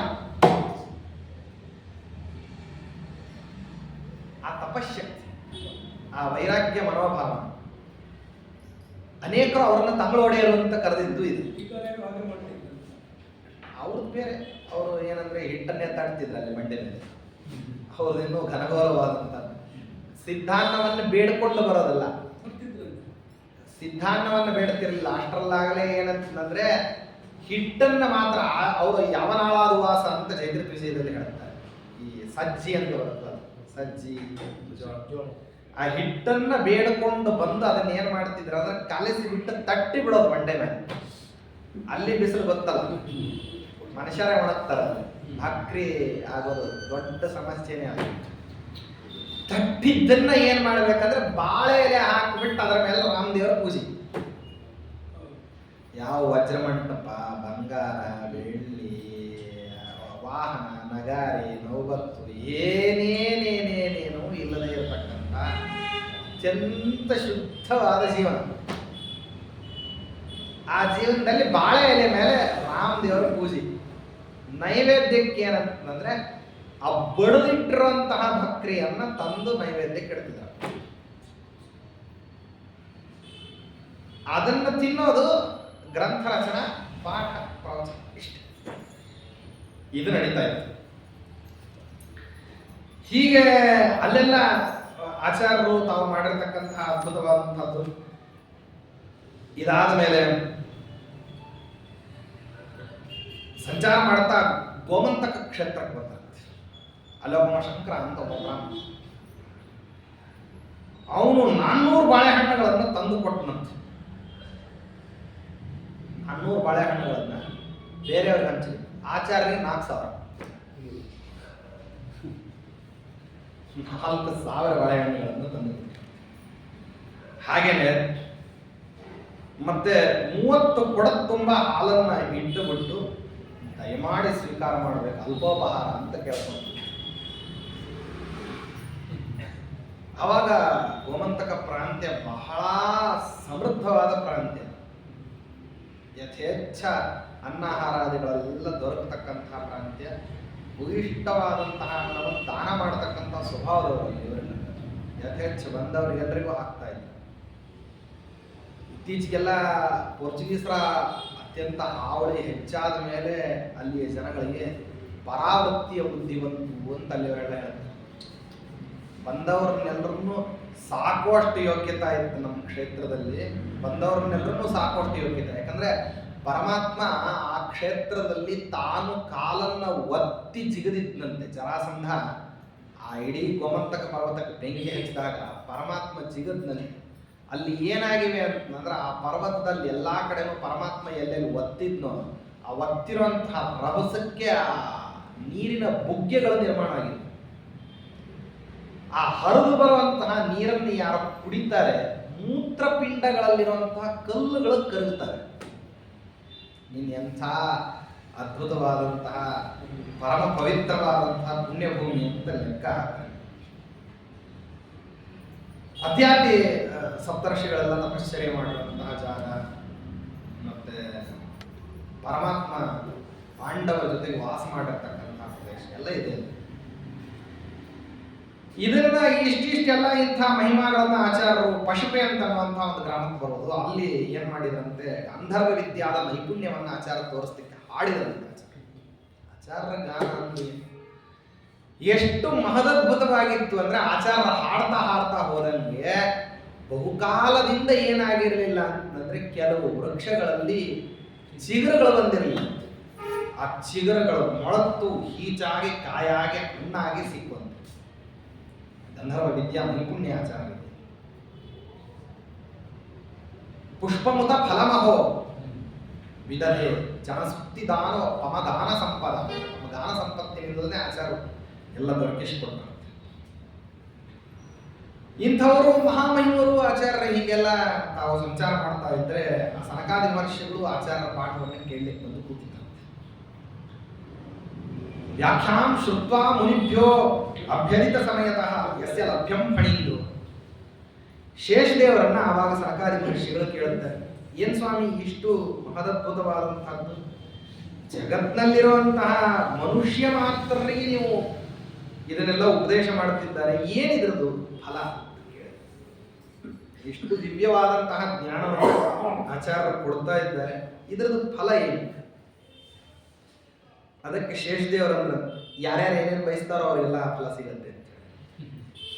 ಬಯಸಿದ ಫಲ ಎಲ್ಲ ಬರೀ ಇದನ್ನ ಶಾಸ್ತ್ರವನ್ನ ಕೇಳಿದ್ರೆ ಸಾಕು, ಬಯಸಿದ ಫಲ ಸಿಗುತ್ತೆ. ವಿಶ್ವಾಸ ಬೇಕಷ್ಟೆ. ಅನನ್ಯವಾದಂತಹ ವಿಶ್ವಾಸವನ್ನು ಈ ಶಾಸ್ತ್ರದ ಮೇಲೆ ಮಾಡಿಬಿಟ್ರೆ ದೊರಕದೇ ಇರತಕ್ಕಂತಹ ಫಲವೇ ಇಲ್ಲ. ಯಾದವಾರರು ವೃತ್ತಿಯಿಂದ ಚೀನಿವಾಲರಾಗಿ ಏನ್ ಮಾಡ್ತಿದ್ರು, ಜೀವನ ಮಾಡ್ತಾ ಇದ್ರು. ಒಂದ ವೃತ್ತಿ ಅವರಿಗೆ ಅವರ ಅಣ್ಣ ವೇದೇಶ ತೀರ್ಥರಿಗೆ ರಘುತ್ತಮ ತೀರ್ಥ ಸಂಪರ್ಕ ಆಗಿ ರಘುತ್ತಮ ಸ್ವಾಮಿಯವರೆಲ್ಲ ಉಪದೇಶವನ್ನು ಮಾಡಿ ವೇದೇಶ ತೀರ್ಥರು ಸರ್ವಸಂಗ ಪರಿತ್ಯಾಗಿಗಳಾಗಿ ಸನ್ಯಾಸಿಗಳಾಗಿ ಹೋದ ನಂತರ ಆಮೇಲೆ ಅವರು ಯಾದವಾರರಿಗೆ ಉಪದೇಶ ಮಾಡಿದರು. ಯಾದವಾರರು ಉಪದೇಶ ತಗೊಂಡು ಶಾಸ್ತ್ರ ಪಾಠ ಪ್ರವಚನ ಎಲ್ಲ ಆರಂಭ ಆದ ನಂತರದಲ್ಲಿ ಸರ್ವಸ್ವ ದಾನ ಮಾಡಿದ್ರು. ನಿತ್ಯದಲ್ಲಿ ಮನೆ ಅನ್ನೋದು ಒಂದು ಅನ್ನ ಛತ್ರ. 2 ದಿವಸ ಕೂತುಂಡ್ರೆ ಉಳಿಕೆ ಹಣ್ಣು ಸಾಲೋದಿಲ್ಲ. ನಿತ್ಯದಲ್ಲಿ ಬ್ರಾಹ್ಮಣರು, ಆಚಾರ್ಯರು, ವಿದ್ವಾಂಸರು, ವಿದ್ಯಾರ್ಥಿಗಳು ನಿತ್ಯ ಊಟ ಮಾಡಬೇಕು. 2 ದಿವಸ ಪೂರೈಸ್ತಾ ಪಾಪ. ಮನೆಯಾಗಿಂದ ಎಲ್ಲ ಪದಾರ್ಥನ ಹೆಣ್ಮಕ್ಳು ಅಂತ ನೋಡೋದು ಒಂದು ದೊಡ್ಡ ನಿಯಮ ಆಗಿನ ಕಾಲಕ್ಕೆಲ್ಲ. ಏನಂದ್ರೆ ಮನೆಯಾಗ ಪದಾರ್ಥ ಇಲ್ಲ ಅಂತ ಹೇಳ್ತಾರೆ. ಈ ಪದಾರ್ಥ ಇಲ್ಲ ಅಂತ ಹೇಳಬಾರದು, ಅಲಿಖಿತವಾದಂತಹ ನಿಯಮ. ಅದನ್ನೇನಾರ ತರಬೇಕು ಅಂದ್ರೆ ತುಂಬಿದೆ ಅಂತ ಹೇಳೋದು, ಹೆಚ್ಚಿದೆ ಅಂತ ಹೇಳೋದು. ಅಥವಾ ಗಂಡಸರಿಗೆ ಹೇಳ್ಬೇಕಾದ್ರೆ ಈ ಪದಾರ್ಥ ತಗೊಂಡ್ಬಂದ್ರಿ ಅಂತ ಹೇಳಿದ್ರೆ ಗಂಡಾದವನು ತಂದಿದ್ದೆ ಇತ್ತಲ್ಲ ಏನ್ ಮಾಡಿದ್ರಿ ಅಂತ ಪ್ರಶ್ನೆ ಮಾಡಬಾರದು. ಮಾಡಿದ್ರೆ ಅವನು ವಿವೇಕಹೀನ, ಇಲ್ಲ ಅಂತ ಹೇಳಿದ್ರೆ ಈಕಿ ಅವಿವೇಕಿ ಅಂತ ಅರ್ಥ. ಅಷ್ಟು ಸೂಕ್ಷ್ಮ. ನಮ್ಮಲ್ಲೆಲ್ಲ ಮಾತುಗಳಿಗೆಲ್ಲ ತುಂಬಾ ಬೆಲೆ ಇದೆ. ಮೌನಕ್ಕೂ ತುಂಬಾ ಬೆಲೆ ಇದೆ, ಮಾತಿಗೂ ತುಂಬಾ ಬೆಲೆ ಇದೆ. ಅದಕ್ಕಾಗಿ ಅವರು ಎಷ್ಟು ದಿವಸ ಇವರು ದಿನನಿತ್ಯ ಬೆಳಗ್ಗೆ ಎದ್ದ ತಕ್ಷಣ ಕೂತ್ಕೊಳ್ಳೋದು ಶ್ರೀಯಂಪತ್ಯ ನಿತ್ಯ ಒಂದೇ ಶನ್ನೋಮಿತ್ರ ಶಂವರ್ಣ ಇದೆ. ದಿನ ಕೇಳಿದ್ದೆ ಆ ಪಾಪ ಹೆಣ್ಮಕ್ಳಿಗೆ ಕೇಳಿ ಕೇಳಿ ಕೇಳಿ ಅಭ್ಯಾಸ ಆಗೋಗ್ಬಿಟ್ಟಿತ್ತು. ಈ ಶನ್ನೋಮಿತ್ರ ಶಂವರ್ಣ ಶುರು ಆಯ್ತು ಅಂತಂದ್ರೆ ಇವ್ರು ಪಾಠ ಕೂತಿದ್ದಾರೆ. ಅದಾದ್ಮೇಲೆ ಇನ್ನೊಂದು ಯಾವುದೋ ಗ್ರಂಥ, ಇದಾದ್ಮೇಲೆ ಇನ್ನೊಂದು ಪಾಠ. ಹೇಳಿಸ್ಕೊಳ್ಳೋರಿಗೆ ಕೊರತೆ ಇಲ್ಲ, ಹೇಳೋರಿಗೆ ತೊಂದರೆ. ನಿತ್ಯ ಬೆಳಗ್ಗೆ 10:30 ಸಂಘವ ಕಾಲ ಬರ್ತಿರೋ ಹಂಗೆ ಎದ್ದು ನದಿಗೆ ಹೋಗ್ಬಿಡೋದು ಉದ್ದಕ್ಕೂ. ದೇವರ ವಸ್ತ್ರ ತಗೊಳ್ಳೋದು, ಅಂಟ್ಬಿಡೋದು ಉದ್ದಕ್ಕೂ. ಅಲ್ಲಿ ಹೋಗಿ 3/4 ಗಂಟೆ ಸ್ನಾನ. ಈ ಬ್ರಾಹ್ಮಣ ನದಿ ಸಿಕ್ಕ ತಕ್ಷಣ ಜಲ್ದಿ ಎದ್ದು ಬರೋದಿಲ್ಲ. ಹೋಗಿ ಅಲ್ಲಿ ಹೋಗಿ ಮುಳಿಗೆ ಹಾಕಿ ಎಲ್ಲ ಅವಗಾಹನ ಆಗಬೇಕು. ಆ ಪುರುಷ ಸೂಕ್ತದಿಂದ ಮಂತ್ರಾಭಿಷೇಕ ಆಗಬೇಕು, ಅಗಮರ್ಷಣ ಸೂಕ್ತ ಹೇಳಬೇಕು. ಎಲ್ಲ ಹೇಳ್ಕೊಂಡು ಮಧ್ಯಾಭಿಮಾನಿ ದೇವತೆಗಳಿಗೆ ಅರ್ಘ್ಯಾದಿಗಳನ್ನೆಲ್ಲ ಕೊಟ್ಟು ಸ್ಥಾಪನ ಕೊಟ್ಟು ಅಲ್ಲೇನೆ ಒಂದು ಸಂಧ್ಯಾವಂದನೆ ಮುಗಿಸ್ಕೊಂಡು ಅವಕಾಶ ಇದ್ರು ಬ್ರಹ್ಮಯಜ್ಞ ಮಾಡಿಕೊಂಡು ಮಾಧ್ಯಾಹ್ನಿಕ ಸಂಧ್ಯಾವಂದನೆ ಮುಗಿಸ್ಕೊಂಡು ಇವರು ಎದ್ದು ಹೊರದು ಬರ್ತಿರ್ಬೇಕಾದ್ರೆ ಮತ್ತಿರ್ಗ ಯಥಾ ಪ್ರಕಾರ ವಾಯುಸ್ಥಿತಿ ಮತ್ತು ವಿಷಯ ಅವರವರ ಸಾಮರ್ಥ್ಯಕ್ಕೆ ತಕ್ಕಂಥ ಪರಿಣಯ ಯಾವ್ದಾದ್ರು ಬಾಯಲ್ಲಿ ಬರ್ತಿರ್ತದೆ. ಕೆಲವರಿಗೆಲ್ಲ ಭಾಷ್ಯ ಅದನ್ನ ಹೇಳ್ತಾ ಬಂದ್ಬಿಡೋದು. ಬಂದು ದೇವ್ರ ಕಟ್ಟಿಗೆ ಕೂಡೋ ಅಷ್ಟೊತ್ತಿಗೆ ಏನಾಗಿರ್ಬೇಕಂದ್ರ ಆ ಪಾರಾಯಣದಲ್ಲಿ 3/4 ಭಾಗ ಮುಗದೇ ಹೋಗಿರ್ಬೇಕು. ಮತ್ತೆ ಯಥಾ ಪ್ರಕಾರ ಮಾತಕಾನ್ಯಾಸ, ತತ್ವನ್ಯಾಸ, ನಾರಾಯಣ ಮಂತ್ರ ಜಪ, ಅಷ್ಟಮಹಾಮಂತ್ರಗಳು ಇದೆಲ್ಲ ಜಪ ಮಾಡ್ಕೊಂಡು ಮುಂದೇನಂದ್ರೆ ನೈವೇದ್ಯ ಅಂತ ತಕ್ಷಣ ತಂದಿಟ್ಬಿಡೋದಕ್ಕೆ. ಗಂಟೆ ಬಾರಿಸಿದ್ರೋ ಬಂತಲ್ಲಿ ಇದ್ದವ್ರಿಗೆ ಹೆಣ್ಮಕ್ಳಿಗೆ ಅಲಾರಾಮ್ ಇದ್ದಾಗ ಅದು ಗಂಟೆ ಅಂದ್ರೆ ಎಷ್ಟು ದಿವಸ ಹೇಳೋದು. ಮನ್ಯಾಗ ಪದಾರ್ಥ ಇಲ್ಲ ಅಂತ ಹೇಳುವಂತಹ ಧೈರ್ಯ ಹೆಣ್ಮಕ್ಳಿಗಿಲ್ಲ. ಇವರು ಹೋಗಿ ಸಂಪಾದನೆ ಮಾಡಬೇಕು, ಮನೆಯಲ್ಲಿ ಏನಿದೆಯೋ ಇಲ್ಲೋ ಇವ್ರಿಗೆ ಅದ್ರ ಬಗ್ಗೆ ಚಿಂತೆ ಇಲ್ಲ ಇವ್ರಿಗೆ. ಯಾಕೆ ನನ್ನ ಕೆಲಸ ಏನು ಅಂದ್ರೆ ಪಾಠ ಹೇಳೋದಷ್ಟೇ. ಪಾಠ ಹೇಳೋ ಚಿಂತೆ ಮಾಡಿಸೋ, ಪದಾರ್ಥ ಇದೆಯೋ ಇಲ್ಲೋ ನೋಡು, ಇದು ಮಾತ್ರ. ಒಂದು ದಿವಸ ಅವರಿಗೆ ಪಾಪ ಆ ಹೆಣ್ಮಗಳಿಗೆ ಯಾವ್ದಾರ ಹೆಂಡತಿ ಈ ಹೇಳಲಿಕ್ಕೂ ಆಗೋದಿಲ್ಲ, ಇದನ್ನು ಅನುಭವಿಸ್ಲಿಕ್ಕೂ ಆಗೋದಿಲ್ಲ ಅಂತ ಏನು ಮಾಡಿದಂತೆ ಸರ ಹೋಗಿ ಅವರು ಹೆಣ್ಮಕ್ಳು ನದಿಗೆ ಸ್ನಾನಕ್ಕೆ ಹೋಗಿ ಇವರು ಮುಂದೆ ಬರ್ತಿರ್ಬೇಕಾದ್ರೆ ಅವ್ರಿಗಿಂತ ತಲೆ ಮೇಲೆ ಒಂದು ಕೂಡ ಸೊಂಟದೊಳಗೊಂದು ಕೂಡ ಮಡಿಗೆ ಹಾಕೊಂಡಿರೋಂಥ ಬಟ್ಟೆಗಳು ಹೆಗಲ ಮೇಲೆ ಹಾಕೊಂಡು ಇವ್ರು ಮುಂದೆ ಬರ್ತಿದ್ರೆ ಅವ್ರು ಹಿಂದೆ ಬರ್ತಾ ಇರ್ಬೇಕು. ಒಂದ್ ದಿವಸ ಅನ್ನದ ಪಾತ್ರೆನ ತಗೊಂಡು ಹೋಗಿ ಭೀಮಾ ನದಿಯೊಳಗಿರುವಂತ ಸಣ್ಣ ಮರಳು ತಗೊಂಡ್ಬಿಟ್ರು. ಇವತ್ತು ನೈವೇದ್ಯ ಅಂದ ತಕ್ಷಣ ಇದನ್ನೇ ಇಡ್ತೀನಿ ಅಂತ ನೈವೇದ್ಯ ಅಂದ್ರಂತೆ ತಂದಿಟ್ರು. ಮಾಡ ಇಲ್ಲ ಅಂತ ನಾ ಹೇಳೋ ಹಾಗಿಲ್ಲ, ಇದೆಯೋ ಇಲ್ಲೋ ಅಂತ ವಿಚಾರಿಸ್ಲಿಕ್ಕೆ ನಿಮ್ಗೆ ಪುರ್ಸತ್ತಿಲ್ಲ. ಮತ್ತೆ ಜವಾಬ್ದಾರಿ ಯಾರಿಲ್ಲ. ಅವ್ರೇನ್ ನೋಡ್ಲಿಕ್ಕೆ ಹೋಗಲ್ಲ. ಯಥಾ ಪ್ರಕಾರ ಪ್ರೋಕ್ಷ ಪರಿಶಿಚ್ಯ ಸತ್ಯಂತರ್ಥೇನ ಪರಿಶಿಚ್ಯಾಮಿ ಅಮೃತಮಸ್ತು ಅಮೃತೋಪಸ್ತನಮಸಿ ಸ್ವಾಪ್ರಾಣಾಯ ಸ್ವಾಪನ ಅಮೃತ ಶ್ರಾವಣಿ ರೂಪಿನ್ ಲಕ್ಷ್ಮೀ ತತ್ರ ವಿಚಿಂತೆಯದು ಎಲ್ಲ ಭಾಗವತ ಮಹಾಲಕ್ಷ್ಮಿ ಎಲ್ಲ ಹೇಳ್ಕೊಂಡು ತಂಪಾಡಿ ತಾವು ನಾರಾಯಣ ಜಪ ಮಾಡಿದ್ರೆ ಎಲ್ಲ ಮುಗೀತು. ಮಾಡ್ತಾನೆ ಇದ್ದಾರೆ. ರಮಾನೈವೇದ್ಯ ಹಂಗೆ ಮಾಡಿದ್ರು. ಆ ಹೆಣ್ಮಗಳು ಯಾವುದು ರಮಾನೈವೇದ್ಯ ತೆಗೆದಿಟ್ರು. ವೈಷ್ಣವ ಮಾಡ್ಬೇಕು, ಸರಿ ತನ್ನ ಸರ ಹಾಕ್ತಾ ಹೋದ್ರು. ಆಹುತಿ ಹಾಕ್ತಾ ಇದಾರೆ. ಅವ್ರಿಗೆ ತಾವು ಏನು ಹಾಕ್ತಿದ್ದೀವಿ ಅವ್ರೇನಂತ ನೋಡ್ತಿಲ್ಲ, ಏನು ಹಾಕ್ತಿದ್ದಾರೆ ಅಂತ ಅನ್ನೋದನ್ನು ನೋಡ್ತಾ ನಿಂತಿದ್ರಂತೆ. ಕಕ್ಕ ವಿಕ್ಕಿಯಾಗಿ ಅವ್ರ ಹೆಣ್ಮಕ್ಳು ಯಾವ್ದಾರ ಹೆಣ್ಣು ನೋಡ್ತಾ ಇದ್ರು. ಭಾಳ ಹೊತ್ತಿಂತ ಬಡಿಸು. ಇವಾಗ ಬಂದು ಸಮಸ್ಯೆ ಹೆಂಗ್ ಬಡಿಸೋದು? ಮರಳು ತಂದು ಹೆಂಗ್ ಬಡಿಸೋದು? ಗಂಡನಿಗೆ ಎಲಿಯೋದು. ಹ್ಞೂ ಬಡಿಸೋ. ಸರಿ, ವಿಧಿ ಇಲ್ಲ. ತಗೊಂಡ್ಬಂದು ಸರ ಹಾಕೋದು ಹೋದ್ರಂತ ಎಲಿ ಒಳಗೆ. ಹಾಕಿದ್ರೆ ಘಮ ಘಮ ಘಮ ಘಮ ಶಿರ. ಎಲ್ಲರೂ ತೃಪ್ತಿಯಾಗಿ ತಿಂದಿ ಅಂದ್ರಂತೆ. ಆ ಹೆಣ್ಮಗಳು ಅಳಕೋತ ಬಂದು ನಮಸ್ಕಾರ ಮಾಡಿ ಹೋಗ್ಬಿಟ್ಲಂತ. ಯಾಕೆ ಅಂತ ಅವ್ರು ಕೇಳಲೇ ಇಲ್ಲ. ಹೆಣ್ಮಕ್ಳಿಗೆ ಹಳ್ಳಿಗೆ 3 ಕಾಲ ನಡೀತಾವ. ತೋಟೇನ್ ಮಾಡಿ ನಡಿ. ಅವತ್ತಿನಿಂದ ಇಲ್ಲ ಅಂತ ಅವ್ರು ಹೇಳೋದೇ ಮರ್ತ್ಬಿಟ್ರಂತೆ. ಇಲ್ಲ ಅಂತ ಹೇಳಬಾರ್ದು ಅಂತ ನಿರ್ಧಾರ ಮಾಡ್ಕೊಂಡ್ಬಿಟ್ರಂತೆ. ಇದು ಕೆಲವು ದಿವಸ ನಡೆದಿತ್ತು ಅಂತ ಹೇಳ್ತಾರೆ. ಅದಾದ್ಮೇಲೆ ಒಂದ್ ದಿವಸ ಗುಸು ಮಾತು ನಡೀತಾ ಇತ್ತು. ಮಾತು ತುಂಬಾ, ಮನ್ಯಾಗ ಪದಾರ್ಥ ಇಲ್ಲ, ಇವ್ರು ಹಿಂಗೆ ಕೂತಿದ್ದಾರೆ, ನದಿಯಾಗಿ ಮರಳು ತಂದಿಟ್ಟರು ಕೂಡ ಇವ್ರಿಗೆ ಎಚ್ಚರ ಆಗೋದಿಲ್ಲ ಅಂತಂದ್ರೆ ಏನು ಹೇಳೋಣ, ಏನ್ ಮಾಡ್ಬೇಕು ಅಂತ ಮಾತಾಡ್ತಾ ಇದ್ರಂತೆ ಹೆಣ್ಮಕ್ಳು. ಕೇಳ್ತಾರೆ, ಅಲ್ಲ ಪರಿಸ್ಥಿತಿ ಏನಾಗಿದೆ, ಮಾತಾಡುವಂತಹ ಸ್ಥಿತಿಗೆ ಬಂದಿದೆ, ಅದ್ರ ತುದಿಗೆ ಹೋಗಿದೆ, ಅದು ಯಾಕೋ ಮುಟ್ಟಿದೆ ಗೊತ್ತಾಯ್ತಾರೆ. ಓದ್ತಾ ಇದ್ರಂತೆ. ಗೀತಾ ಭಾಷ್ಯ ಓದ್ತಾ ಕೂತಿದ್ರು. ಅಲ್ಲಿ ಯೋಗಕ್ಷೇಮ ಮಹಾಮ್ಯಹಂ ಅಂತ ಪಂಕ್ತಿ ಬಂತಂತೆ. ಅದರ ಮೇಲೆ ಒಂದು ಅಡ್ಡಗಿರಿ ಎಳೆದು ಎದ್ದ ಸ್ನಾನಕ್ಕೆ ಹೋದ. ನನ್ನ ಜವಾಬ್ದಾರಿ ನಾ ಮಾಡ್ಲಿಕ್ಕಿದ್ದೀನಿ ಅಂದಮೇಲೆ ಈ ಜವಾಬ್ದಾರಿ ನಾ ಎಲ್ಲಿಂದ ಮಾಡಲಿ? ಇದು ನನ್ನಲ್ಲ ಜವಾಬ್ದಾರಿ. ನನ್ನದಲ್ಲದೆ ಇರೋ ಜವಾಬ್ದಾರಿ ನಾ ಎಲ್ಲಿಂದ ಮಾಡಲಿ? ಇದನ್ನ ಕಾಪಾಡಬೇಕು ಅಂತ ನಾ ಇಟ್ಕೊಂಡಿದ್ದೀನಿ. ಈ ಹೆಂಡತಿ ಮಕ್ಕಳು ನನಗೆ ಬೇಕಾದವ್ರೇನು? ಶಾಸ್ತ್ರ ಏನು ಹೇಳಿರ್ತದೆ? ನಿನಗೆ ಸಂಬಂಧಪಟ್ಟವರಲ್ಲ ಅವರು, ಅವರು ಪರಮಾತ್ಮ ಸೇವಕರು. ಜವಾಬ್ದಾರಿ ಯಾರ್ದು? ಅವಂದು ಅಂತಂದು ಹೇಳಿ ಶಾಸ್ತ್ರದಲ್ಲಿ ಹೇಳಿಬಿಟ್ಟು ಈಗ ಅವ್ರಿಗೇನೋ ಅದಿಲ್ಲ ಇದಿಲ್ಲ ಅಂತ ಅವ್ರು ಮಾತಾಡ್ತಾ ಇದ್ರು. ಇದನ್ನ ನೋಡ್ಲೆ ಅರ್ಥ ಮಾಡ್ಲೆ? ಯಾವ್ದು ನನ್ನ ಜವಾಬ್ದಾರಿ? ನನಗದು ಸಂಬಂಧಪಟ್ಟದ್ದಲ್ಲ. ನೋಡ್ತೀನಿ, ನೋಡೋ ಇಲ್ಲ ಬಿಡು ಅಂತ ಹೇಳಿ ಎಳೆದು ಬಿಟ್ಟು ಹೋದ್ರಂತೆ. ಯಥಾ ಪ್ರಕಾರ ತಮ್ಮ ಸ್ನಾನ ಅನ್ನೀಗ ಎಲ್ಲ ಮಾಡಿಕೊಂಡು ಬಂದ್ರಂತೆ. ಬರೋ ಅಷ್ಟರಲ್ಲಿ ಮನೆ ದಿಡ್ಡಿ ಬಾಗಿಲಿನಿಂದ ಹಿಡ್ಕೊಂಡು ಮನೆ ತನಕ ರಕ್ತದ ಹೋಗ್ಲಿ ಚೆಲ್ಲಿಬಿಟ್ಟಿತ್ತು. ರಕ್ತ ತುಳಿದು ಬಿಟ್ರೆ ಮೈಲಿಗೆಲ್ಲ ನೋಡಿದ್ರಂತ. ನೋಡಿ ಯಾರಿದು ಅಂತ ಕೇಳಿದ್ರು. ಹೆಂಡತಿ ಹೆದರ್ಕೋತ ಬಂದ್ಲಂತ. ಯಾಕೆ ಇಷ್ಟು ಸಿಟ್ಟು ಮಾಡ್ಬೋದು? ಎಂದೂ ಮಾತಾಡದೆ ಇರೋಳು ಹೆಂಡತಿ ಯಾಕೆ ಸಿಟ್ಟು? ಆ ಕೋಪಕ್ಕೆ ಆ ಹೆಣ್ಣು ಹುಡುಗನಿಗೆ ಹೊಡೆದಿದ್ದೀರಿ, ಅವನಿಗೆ ಆಳಿಗೆ ಒಂದು ಬಾಯಿಂದ ರಕ್ತ ಸುರಿತಾ ಇತ್ತು. ಎಲ್ಲ ಪದಾರ್ಥ ನೀವು ಹೇಳಿರಿ ಅಂತ ತಂದು ಇಳಿಸಿ ಹೋಗ್ಯ. ನೀವು ಹೊಡೆದ್ರಂತೆ, ನಾಲಿಗೆ ಸೀಳಿ ಹೋಗ್ಬಿಟ್ಟಿತ್ತು. ಅರ್ಶನ ತರ್ತೀನಿ ಇರೋ ಅಂತ ಹೇಳಿದೆ. ಆ ಬಂಡಿಯಿಂದ ಎಲ್ಲ ಇಳಿಸಿದ. ಹೊರಗೆ ಹೋಗ್ಬೇಕಾದ್ರೆ ಈ ರಕ್ತ ಉಗುಳಿಗೋದ, ರಕ್ತ ಬಿದ್ದಿದೆ. ಸಿಟ್ಟು ಮಾಡ್ಕೋಬೇಡ್ರಿ, ಸಿಟ್ಟು ಕಡಿಮೆ ಮಾಡ್ರಿ ಅಂತ ಹೇಳಿದ್ರಂತೆ. ಕೈಯಾಗ ಅಗ್ರವರ್ಗ ತಮ್ಮಿನ ತಂದ್ರೆ ಟಪಕ್ ಅಂತ ಬೇಕಂತ ಕೈಯಿಂದ. ಹೆಂಡತಿ ಕೈ ಮುಗಿದ್ಬಿಟ್ರು. ದೊಡ್ಡಕ್ಕಿದ್ದೀನಿ. ಹಿಂದಿನ ಕಾಲಕ್ಕೆಲ್ಲ ಹೆಂಡತಿಯರಿಗೆ ಕೈ ಮುಗಿದ್ರು ಅಂದ್ರೆ ನಮ್ದು ಮುಗಿದಿಂದ ಇನ್ನ ಮುತ್ತೈದೆ ಭಾಗ್ಯ ಬಂತು ಅಂತ. ಆಗಿನ ಕಾಲಕ್ಕೆಲ್ಲ ಬಹಳ ಮಾತೇ ಇಲ್ಲದೆ ಇರುವಂಥವ್ರು ನೀ ದೊಡ್ಡಾಕಿದ್ದಿ ಅಂತ ಹೇಳಿಬಿಟ್ರೆ ಏನೋ ಮಾಡಬಾರ್ದು, ಅಬದ್ಧ ಮಾಡಿದೀನಿ ಅಂತ. ಮಾತೇ ಇಲ್ಲ. ಏನ್ ಮಾಡಿದೆ? ಯಾಕೆ ಏನಾಯ್ತು? ದೊಡ್ಡಾಕಿದ್ದೀನಿ. ನಿತ್ಯ ಜೀವನದಲ್ಲಿ ನಾನು ಶಾಸ್ತ್ರಾಧ್ಯಯನ ಮಾಡಿದ್ರು ಯಾರನ್ನ ನಾನು ಕಣ್ಣಾರೆ ನೋಡ್ಲಿಲ್ಲ. ನೀವು ಅವನ ಜೊತೆಗೆ ಮಾತಾಡಿಸ್ಬಿಟ್ಟಿಲ್ಲ. ಇದ್ರಿಗಿಂತ ಹೆಚ್ಚಿಂದ ಏನು ಅಂತ ಅಂದ್ರದ್ದು. ನಾ ಯಾವನನ್ನ ನೋಡಬೇಕು ಅಂತ, ಅಥವಾ ಸತತಂ ಶಾಸ್ತ್ರ ವಿಮರ್ಶೇನ ಭವಿಷ್ಯತಿ ಸಾಕ್ಷಾತ್ಕಾರ ಅಂತ ಯಾವ ಶಾಸ್ತ್ರ ಗ್ರಂಥಗಳು ಉದ್ಘೋಷಣೆ ಮಾಡ್ತಾವೋ ಅದನ್ನು ಹಿಡ್ಕೊಂಡು ಪಾಠ ಪ್ರವಚನ ಮಾಡ್ತೀನಿ ನಾನು. ದಿನನಿತ್ಯ ಬೆಳಗಿನಿಂದ ಅದರ 16 ತಾಸು 16 ಗಳಿಗೆ ಶಾಸ್ತ್ರ ಚಿಂತನೆಯಲ್ಲಿ ಇರಬೇಕು ಅಂತ ನೀನು ಹೇಳ್ತಾ ಅದನ್ನು ಮಾಡ್ತಾ ಕೂತಿದ್ರೆ ನನಗೆ ಕಾಣಲಿಲ್ಲ ಅವನ ಪುಸ್ತಕದಲ್ಲಿ.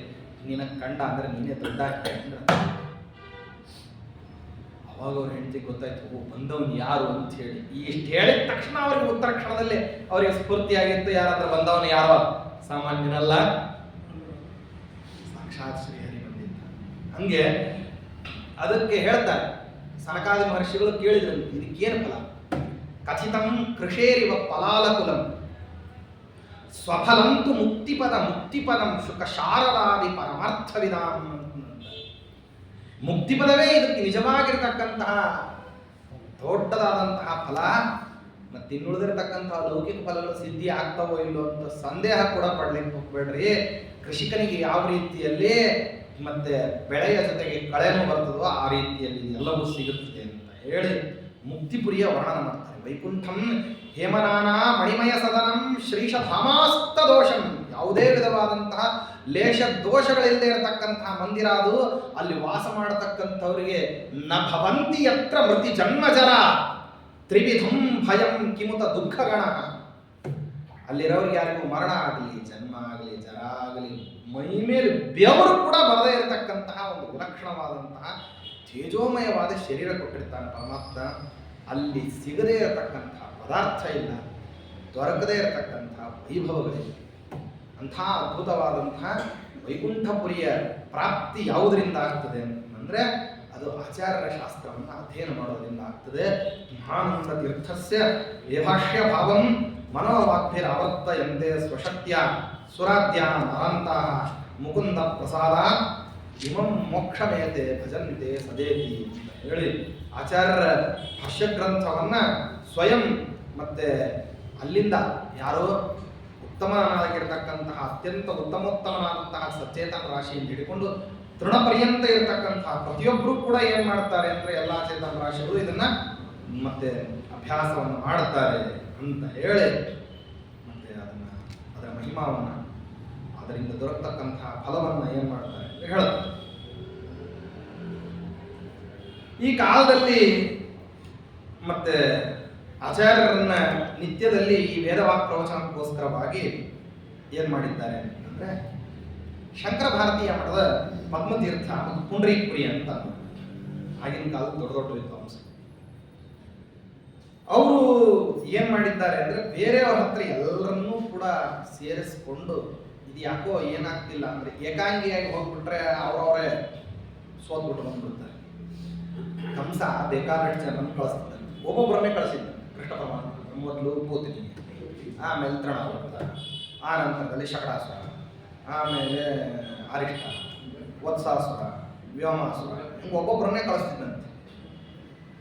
ಕಳಿಸೋರು ಎಲ್ಲರೂ ಕೂಡ ಹೊರಟ ಮೇಲೆ ಕಂಸ ನಿರ್ಧಾರ ಮಾಡ್ಕೊಂತಿದ್ದಂತೆ ಏನಂದ್ರೆ ಇವ ಮರಳಿ ಬರೋದಿಲ್ಲ. ಹೋದವರೆಲ್ಲರೂ ಸಾಯ್ತಿದ್ರು, ಯಾರು ಮರಳಿ ಬರ್ತಿರಲಿಲ್ಲ. ಅದರಲ್ಲಿಂದ ಒಂದು ಎರಡು ಪ್ರಯೋಜನಗಳನ್ನು ಪರಮಾತ್ಮ ನಿತ್ಯದಲ್ಲಿ ಸಾಧಿಸ್ತಿದ್ದಂತೆ. ಏನಂದ್ರೆ ಕಂಸನಿಗೆ ಪ್ರತಿಯೊಬ್ಬರು ಸತ್ತಾಗವನ್ನು ತಾನೇ ಸತ್ತಷ್ಟು ದುಃಖ ಆಗ್ತದೆ. ಆ ದುಃಖವನ್ನು ನಿರಂತರವಾಗಿ ಕಂಸನಿಗೆ ಕೊಡಬೇಕು ಅಂತ ಪರಮಾತ್ಮ ಒಂದು ವ್ಯಾಪಾರವನ್ನು ಮಾಡಿದ್ದಾರೆ. ಇನ್ನೊಂದೇನು ಅಂತಂದ್ರೆ ಸಾಯೋರು ಯಾರ್ಯಾರಿದ್ರೋ ಅವರೆಲ್ಲರೂ ಸಾಯ್ತಿರ್ಬೇಕಾದಂತಹ ಸಮಯದಲ್ಲಿ ಏಕಾಂಗಿಯಾಗಿ ಹೋಗಿ ತಾವು ಸತ್ತು ಬರ್ತಿದ್ದಾರೆ. ಸಮೂಹದಲ್ಲಿ ಕಳಿಸಿ ಬಿಟ್ರೆ ಏನಪ್ಪಾ ಅಂದ್ರೆ ಇವರೆಲ್ಲರೂ ಹೋಗಿ ಕೃಷ್ಣನನ್ನು ಕೊಲ್ಲಬಹುದೇನೋ ಅಂತನ್ನುವಂತ ಒಂದು ಆಶಾ ಉಳಿದಿತ್ತು ಕಂಸ. ಕೇಶಿಯನ್ನ ಕಳಿಸೋ ತನಕನೂ ಕಂಸ ಇದೇ ರೀತಿ ಯೋಚನೆ ಮಾಡ್ತಾ ಇದ್ದಂತೆ. ಅದಕ್ಕೇನೆ ಚಾಣೂರ ಮುಷ್ಟಿಕಾದಿಗಳು 14 ಜನರನ್ನು ಒಟ್ಟಿಗೆ ಕರೆಸಿದ್ನಂತೆ. ಎಲ್ಲರೂ ಬರ್ರಿ, ಒಬ್ಬನ ಕೊಲ್ಲಿಕ್ಕೆ 2 ಜನ ಯಾಕೆ ಅಂತ ಹೇಳಿ ಅವರೆಲ್ಲ ಕೇಳಿದ್ರಂತೆ. ಅದಕ್ಕೆ ಕಂಸ ಅಂದಂತೆ ನೀವೆಲ್ಲರೂ ಸೇರಿ ಆದ್ರೂ ಅವನು ಕೊಲ್ರಿ ಅಂತ ಹೇಳಿ. ಅಂದ್ರೆ ಸಮೂಹದಲ್ಲಿ ಪ್ರಹಾರ ಮಾಡಿದ್ರೆ ಏನಾಗ್ತಾನೆ ಅಂತಂದ್ರೆ ವ್ಯಕ್ತಿ ಸತ್ತು ಹೋಗ್ತಾನೆ ಅಂತ ಹೋಗಬಹುದೇನೋ ಅಂತನ್ನುವಂಥದ್ದೊಂದು ದುರಾಸೆ, ದೂರದ ಆಸೆ, ದುರಾಸೆ. ದೂರದ ಆಸೆಯೂ ಹೌದು, ದುರಾಸೆಯೂ ಹೌದು. ಹಂಗಿದ್ದಂಗೆ ಆಚಾರ್ಯರನ್ನ ಅವರವರೇ ಬೇರೆ ಬೇರೆ ಸಿದ್ಧಾಂತಿಗಳು ಬಂದುಬಿಟ್ಟು ವಾಕ್ಯಾರ್ಥ ಮಾಡಿದಾಗ ಅವರೆಲ್ಲರೂ ಸೋಲ್ತಾ ಇರೋದನ್ನ ಅದು ಜಗಜ್ಜನಿತ ಆಗೋಗ್ಬಿಟ್ಟಿತ್ತು. ಇವ ಬಂದ, ಇವ ಸೋತ, ಇವ ಹೋದ, ಅವ ಬಂದ, ಅವ ಸೋತ, ಅವ ಹೋದ, ಇನ್ನೊಬ್ಬವನ್ ಬಂದ, ಅವ ಸೋತ, ಶಿಷ್ಯನೇ ಆಗಿಬಿಟ್ಟ. ಹಿಂಗೆ ಬೇರೆ ನಡೀತಾ ಇತ್ತು. ಸೋತು ಕೆಲವರು ಎದ್ದು ಹೋಗ್ತಿದ್ರು, ಇನ್ನು ಕೆಲವರು ಇಷ್ಟೊಂದು ವಿದ್ಯಾ ಪ್ರೌಢಿಮೆ ಇದೆ ಅಂತಂದಾಗ ಸುಮ್ಮನೆ ಇನ್ನು ಬೇರೆ ಪರಸಿದ್ಧಾಂತಗಳನ್ನ ಅನುಸರಣ ಮಾಡೋದ್ರಿಂದಾಗಿ ಏನು ಉಪಯೋಗ ಇದೆ ಅಂತ ಹೇಳಿ ಸಾತ್ವಿಕ ಚೇತನ ರಾಶಿಗಳು ಈ ಪದ್ಮನಾಭ ತೀರ್ಥರು ಇವರೆಲ್ಲ ಏನಾಗಿದ್ರು ಅಂದ್ರೆ ಇವರು ಸೋತ ಮೇಲೆ ಶಿಷ್ಯತ್ವವನ್ನು ಸ್ವೀಕಾರ ಮಾಡಿ ಆಚಾರ ಹತ್ರನೇ ಅಧ್ಯಯನ ಮಾಡ್ಲಿಕ್ಕೆ ಕುಳಿತಾರೆ. ಅಂತೂ ಒಟ್ಟಾರೆಯಾಗಿ ಒಂದು ಸಾತ್ವಿಕನಿದ್ನೋ ಇವ್ರ ಹತ್ರ ಶಿಷ್ಯನಾಗೋದು, ಇಲ್ಲ ತಾಮಸಿ ಸ್ವಭಾವದವನಿದ್ನೋ ಇವರನ್ನು ದ್ವೇಷ ಮಾಡೋದಕ್ಕೋಸ್ಕರವಾಗಿ ಸೋತು ಓಡಿ ಹೋಗೋದು. ಈಗ ಮುಖಾಮುಖಿ ಎದುರಿಸ್ಲಿಕ್ಕಾಗಲಿಲ್ಲ ಅಂದ್ರೆ ಇನ್ನು ಕೆಲವ್ರು ಏನ್ ಮಾಡ್ತಿದ್ರು ಅಂದ್ರೆ ನಾಳೆ ಉತ್ತರ ಹೇಳ್ತೀವಿ ಅಂತ ಓಡೋಗೋರು. ಹೀಗೆಲ್ಲ ನಾನಾ ಕ್ರಮದವರು ಎಲ್ಲ ರೀತಿಯಲ್ಲೂ ಸೋಲ್ತಿದ್ರು. ಅದರಲ್ಲಿ ಈ ಇಬ್ರು, ಈ ಪದ್ಮತೀರ್ಥ ಮತ್ತು ಪುಂಡರೀಕಪುರಿ ಅಂತನ್ನೋರು ಆಗಿನ ಕಾಲದಲ್ಲಿ ದೊಡ್ಡ ಅವ್ರಿಗೆ ಏನಾಗ್ಬಿಡ್ತಿತ್ತು ಅಂತಂದ್ರೆ ಅವ್ರಿಗೆ ಎಲ್ಲಾ ಶಾಸ್ತ್ರದಲ್ಲೂ ಸಾಮರ್ಥ್ಯ ಇತ್ತು. ಆ ಸಾಮರ್ಥ್ಯ ಇದ್ದದ್ದಕ್ಕೆ ಅವ್ರು ಅಂತಾರೆ, ಈ ಮಾಯಾವಾದವನ್ನು ಹಿಡ್ಕೊಂಡು 1.25 ಲಕ್ಷ ಗ್ರಂಥಗಳನ್ನು ವಿನಿಯೋಗ ಮಾಡಿ ಒಬ್ಬ ದ್ವೈತ ಸಿದ್ಧಾಂತವನ್ನ ಪ್ರತಿಪಾದನೆ ಮಾಡತಕ್ಕಂಥ, ಭೇದವಾದವನ್ನ ಹೇಳ್ತಕ್ಕಂಥ ಒಬ್ಬ ಸನ್ಯಾಸಿಯನ್ನು ನಮ್ಮ ಕಡೆಯಿಂದ ಸೋಲಿಸ್ಲಿಕ್ಕೆ ಆಗ್ತಿಲ್ಲ ಅಂದ್ರೆ ಏನು ಉಪಯೋಗ ಅಂತಿದ್ರಂತ. ಇಷ್ಟು ದೊಡ್ಡ ಗ್ರಂಥ ಸಂತತಿಯನ್ನು, ಇಷ್ಟು ದೊಡ್ಡ ಗ್ರಂಥಗಳನ್ನು ಇಟ್ಕೊಂಡಾದ್ರೂ ಏನು ಉಪಯೋಗ? ನಮ್ಮ ಹತ್ರ ತುಂಬಾ ಇದೆ ರೀ, ಆದ್ರೆ ಯಾವುದೂ ಪ್ರಯೋಜನ ಕೊಡೋದಿಲ್ಲ ಅಂದ್ರೆ ಏನು ಮಾಡೋದು? ತುಂಬಾ ಇದೆ ರೀ ನಮ್ಮ ಹತ್ರ, ಆದ್ರೆ ಯಾವುದೂ ಏನಾಗೋದಿಲ್ಲ, ಪ್ರಯೋಜನ ಕೊಡೋದಿಲ್ಲ ನಮ್ಮ ರೀತಿಯಲ್ಲಿ. ಇಷ್ಟೆಲ್ಲ ಇಟ್ಟುಕೊಂಡು ದುಃಖ ಪಡಬೇಕೆ ಅಂತ ಹೇಳಿ ಅಂತಿದ್ರು. ಅವ್ರನ್ನ ಯಾವ್ದಾರ ರೀತಿಯಲ್ಲಿ ಛೇಡಿಸೋಣ ಅಂತಂದ್ರೆ ಶರೀರ ಲಕ್ಷಣಾಢ್ಯವಾದಂತಹ ಈಗ ಯಾರ್ಯಾರು ಯಾವ್ಯಾವ ರೀತಿ ಯಾವ್ದಾರ ಒಂದು ರೀತಿಯಲ್ಲಿ ಸೋಲಿಸಬೇಕು ಅಂತ ಪ್ರಯತ್ನ.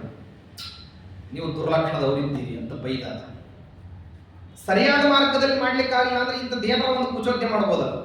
ಸ್ಪರ್ಧೆ ಸರಿಯಾದ ಮಾರ್ಗದಲ್ಲಿ ಮಾಡೋನಿಗಾದ್ರೆ ಸ್ಪರ್ಧೆ, ಯಾವುದಾದ್ರೂ ಮಾರ್ಗದಲ್ಲಿ ಗೆಲ್ಲಬೇಕು ಅಂತ ಅನ್ಕೊಂಡು ಅವನಿಗೆ ಮಹಾಭಾರತದಲ್ಲಿ ಶಕುನಿ ಹೇಳ್ತಾನೆ ಏನಂತಂದ್ರೆ, ತೃಟ್ಯತೆ ಏನವೈ ಶತ್ರು ಸಶಸ್ತ್ರ ಮಿತಿ ಕಥ್ಯತೆ.